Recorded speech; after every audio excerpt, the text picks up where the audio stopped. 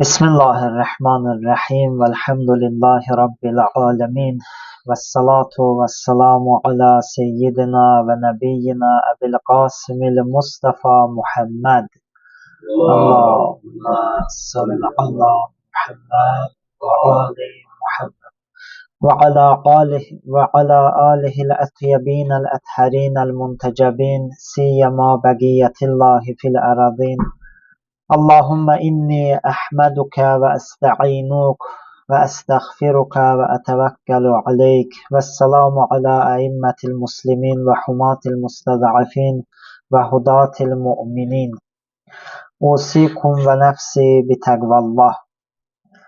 Əziz cümə iştirakçılarını, özümü ilahi təqvaya dəvət edirəm. Cümə namazlarında təqvaya dəvətin əhəmiyyəti bu baxımdandır ki, cümə xütbələri, cümədə deyilənlər ki, daha çox Allah kəlamlarıdır, məsumların kəlamlarıdır, daha çox təqvalılara təsir qoyur, daha çox təqvalılar üçün təsirlidir. Necə ki, elə dinimizin bütün sahələri, dinimiz təqvalılar üçün göndərilən bir dindir. Bunun üzərində qurulubdur. Doğrudur, Quran-ı Kərim bütün insanlar üçün hidayət mənbəyidir. Amma Bəqərə surəsinin əvvəlində oxuyuruq ki, heç bir şək şübhə olmayan bu kitab təqvalıların hudənlil muttəqin, təqvalıların hidayət mənbəyidir. Doğrudur, bütün insanlar üçün gəlib. Amma bu hidayətdən daha çox bəhrələnən, daha çox istifadə edən təqvalılardır. Ona görə cümə namazında həm danışan, həm dinləyənlər hamı çalışmalıdır, bacardığı həddə. Nə qədər çox, bir o qədər də daha faydalıdır. Nə qədər çox bacarır, təqvalı olmağa çalışmalıdır. Təqvalıların xüsusiyyətini bəyan edən Həmmam xütbəsində əleyhissalam onların bir xüsusiyyətində belə vurğulayır. Bismillahirrahmanirrahim. Qurratu aynihi fima la yazul və zahadatuhu fima la yabqa. Təqvalıların bir xüsusiyyəti budur ki, gözlərinin işığı, göz dikdikləri o əbədi şeylərdir. Əbədi şey nədir? Allah və ilahi rəng alan, Allahla bağlı olan məsələlər.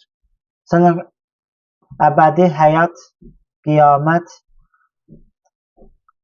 əbədi olan odanlardandır. Başda Allah olmaqla. Təqvalıların, selamun aleyküm və rəhmətullah. Təqvalıların gözünün nuru həmin bu əbədi, qalıcı şeylərdir. Kullu şeyin fan, hər bir şey fanidir. Və yəbqa vəchu rabbikə zülcəlalə vəl-ikram. Allahdır yalnız qalan. Başa düşüblər, təqvalılar qalıcı, gözlərinin nuru o əbədi olan şeylərədir. Və o çəkindikləri və bəyənmədikləri də o qalmayan, müvəqqəti şeylərdir. Yəni bir növ xülasə desək, axirətə göz dikiblər, ümid bağlayıblar. Dünyaya da ki, qalıcı deyil, arxa çeviriblər. Ardınca Həzrət buyurur, yəmzucul hilmə bil-ilm vəl-qavlə bil-əməl. Təqvalılar elmi helmlə, səbirlə qarışdırıblar, sözü də əməllə. Yəni elmlərinlə səbirləri, helmləri birdir. O bildiklərini elmlə qatışdırıblar, helmlə qatışdırıblar, səbirlə qatışdırıblar, sözlərini əməllə qarışdırıblar. Təqvalı belə şəxslərdir. Allah inşallah bizləri də təqvalılardan qərar versin inşallah. Təqva yolunda bu mələkəni əldə edənlərdən və bu yolda çalışanlardan Allah bizi qərar versin inşallah. Birinci cümə gününün birinci xütbələrində məktəbi cəmiyyətin formalaşması üçün İmam Zaman salamun əleyhin gözləntiləri və Həzrətdən nəql olunan bir duanın fəqərələrinə işarə eləyirdik. Bugün danışmaq istədiyim fəqərə imamın hakimlər üçün etdiyi duadır, hökmdarlar üçün etdiyi duadır ki, təəssüflər olsun, indiki zəmanədə, dünyada biz imamın bu istədiklərini hakimlərdə az görürük. Və aləl umərai bil ədli və şəfqə.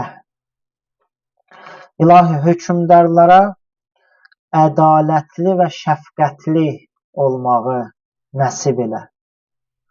Yəni, hər bir hakimin, hər bir başçının ədalət kimi kəsici qılıncı və şəfqət kimi, mərhəmət kimi şəfa verən məlhəmi olmalıdır. Həzrət bu iki şeyi xüsusilə hakimlərə, ədalət və şəfqət. Və bu məsələ, ədalət məsələsi elə bir məsələdir ki, bütün dinlərin, bütün peyğəmbərlərin gəlməsinin başlıca səbəblərindən biri budur. Cəmiyyətdə ədalət bərqərar olsun, ədalət bərpa olsun. Bir mübarək ayədə Yunus surəsinin 47-ci ayəsində bu barədə Allah Teala belə buyurur. Bismillahirrahmanirrahim. Və likulli ummətin rasulun fəizə cəə rəsuluhum qudiyə beynəhum bil qist və hum lə yuzləmun. Hər bir ümmət üçün, hər bir qövm üçün bir peyğəmbər var. Hər bir ümmətin bir peyğəmbəri var. Fəizə cəə rəsuluhum, onlara peyğəmbər gəldiyi zaman quziyə beynəhum bil qist, aralarında ədalətlə hökm olunar və hum lə yuzləmun, onlara zülm edilməz. Bu peyğəmbərlərin xüsusiyyəti buydu. İnsanlar da həmin peyğəmbərlərin bu ilahi təlimlərindən ilham alaraq, dərs alaraq cəmiyyətdə gərək o ədaləti bərpa eləsinlər. Ya başqa bir daha aydın deyilən peyğəmbərin hədəfi daha aydın bəyan olunan Hədid surəsinin 25-ci ayəsində belə oxuyuruq. Bismillahirrahmanirrahim. Ləqəd ərsəlnə rusuluna bilbəyyinət. Biz peyğəmbərləri açıq aydın dəlillərlə göndərdik. Və ənzəlnə mə'əhumul kitəbə vəl mizan. Onlarla birlikdə kitab və haqqı batildən ayıran tərəzi, mizan nazil etdik ki, liyəqumən nəsu bil qist. İnsanlar ədalət üçün qiyam eləsinlər. İnsanlar ədalətli cəmiyyət bərpa eləsinlər. Ədalətli olsunlar, ədalətli cəmiyyət formalaşsın. Biz peyğəmbərləri bu məqsədlə göndərdik. İnsanlar bunu bərpa eləsinlər. Liyəqumən nas. Yəni, insanlar bu ədaləti bərpa eləsinlər cəmiyyətdə. Və onların öz sirələri, öz rəftarları da belə olubdur. Peyğəmbərlər ədalətlə hökm eləyiblər, ədalətlə qəzavət eləyiblər. Onlardan biri Həzrəti Davud əleyhissalam idi. Peyğəmbərliklə yanaşı həm də imamın elə istədiyi ədalətli və şəfqətli hakimlərdən idi, dövlət başçılarından idi. Həzrəti Davud əleyhissalama da bir peyğəmbər olmasına rəğmən Allah Teala bu sifətə, bu xüsusiyyətə göstəriş verir. Ya Davudu innə cəalnəkə xəlifətən fil ərd. Ey Davud, biz səni yer üzündə xəlifə etdik. Fəhkum beynən nəsi bil haqq. Buna görə də insanların arasında ədalətlə hökm et. Və yaxud Həzrəti Süleyman əleyhissalamda belə idi. Onun ədalətli hakim olmasını hamı bilirdi. Hətta maraqlı bir hekayə var Quran-ı Kərimdə, o qarışqaların əhvalatı. Bir başçı qarışqa digər qarışqalara belə deyir ki, yuvalarınıza girin, Süleyman və qoşunu özləri də hiss etmədən sizi tapdalayıb məhv etməsinlər.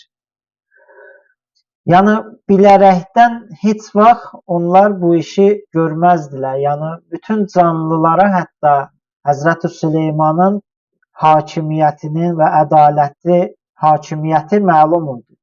Ona görə buyurur ki, bilmədən edə bilərlər. Yəni, bilərəkdən heç bir canlı varlığa zərər yetirməyəcəyini, zülm etməyəcəyini bilirlər. Ona görə belə şərh olunubdur bu ayədə, o bilmədən sizi əzəllər. Əziz İslam Peyğəmbərinə də bu göstəriş var. Mən bu ayəni də oxuyum. Şura surəsinin 15-ci ayəsi. Fəlizzəlikə fəd'u vəstəqim kəmə umirt. Buna görə də onları Allah dininə dəvət et və sənə əmr olunduğu kimi düz yolla get. Və la təttəbi' əhvəəhum və qul əməntu bimə ənzəlallahu min kitab. Onların nəfslərinin istəyinə uyma və belə de ki, mən Allahın nazil etdiyi hər bir kitaba iman gətirdim və umirtu li'adilə beynəkum.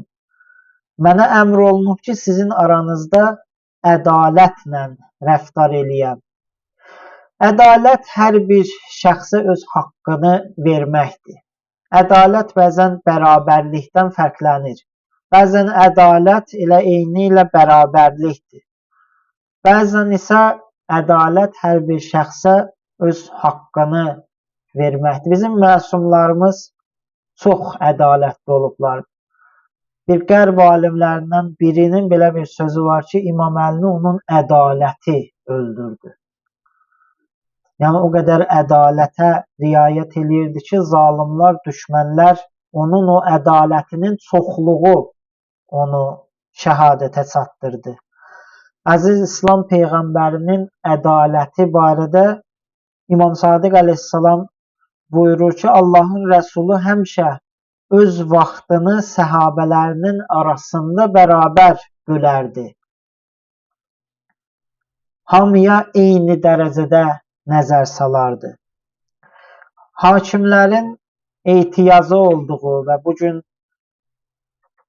doğrudan biz görmədiyimiz önəmli xüsusiyyətlərdən biri onların ədalətli olmasıdır. Ədalətlə rəftar etmələridir. İkinci xüsusiyyət isə şəfqət, mərhəmət.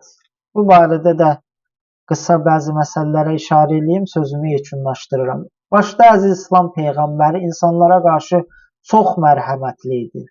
Tövbə surəsinin axırıncı ayəsində görün Allah Teala necə vəsf eləyir Peyğəmbəri. Bismillahirrahmanirrahim. Ləqad cəəkum rasulun min ənfusikum. Şübhəsiz sizə özünüzdən bir elçi gəldi, bir rəsul gəldi. Əzizun aleyhi mə anittum. Əziyyətə düşməyiniz ona ağır gəlir. Belə bir Peyğəmbərdir ki, siz əziyyətə düşməyiniz ona ağır gəlir. Hərisun aleykum. Haqq yola yönəlməyiniz üçün israrlıdır o. Hərisdir buna. Və bil müminə raufun rahim. Möminlərə qarşı isə şəfqətli və mərhəmətlidir. Ədalətlə yanaşı şəfqət, mərhəmət də hakimlərin ehtiyac duyduğu xüsusiyyətdir. İmam Əli əleyhissalam bəzi şəhərlərə, bəzi məntəqələrə valilər təyin eləyirdi. O valilərdən biri Malik Əşdərdir. Onu vali təyin eləyəndə ona bir məktub yazır. Məktubda bir vali hansı xüsusiyyətlərə, bir hakim hansı xüsusiyyətlərə sahib olmalıdır, onlara işarə eləyir. O həmin hissələrin birində şəfqət və insanlara qarşı mərhəmətli olmağı barədə belə buyurur. Və əş'ir qalbəkər rəhmətə lirrəiyyə. Qəlbini öz cəmiyyətinə qarşı, o tabeliyində sənin olanlara qarşı rəhmət, məhəbbət və lütflə doldur. və əş'ir qalbəkər rəhmətə lirrəiyyə vəl-məhəbbətə ləhum vəl-lütfə bihim. Lütf, məhəbbət, mərhəmət, şəfqətlə cəmiyyətlə qarşılaş. Və la təkunənnə aleyhim sub'an zariyan təxtənimu əkluhum. Onlara qarşı yırtıcı heyvan kimi olma ki, onları yeməyi özünə qənimət biləsən. Bunun əksi, həmin şəfqət, mərhəmətin əksi onlara bacardığın qədər sevgi, mərhəmət, şəfqətli ol. فَإِنَّهُمْ sinfan. Səbəbi isə budur ki, onlar iki növdülər. Həmin kimlərə ki, başçılıq eləməyəsən, hakimlər iki növdülər. İmma əxun ləkə fiddin.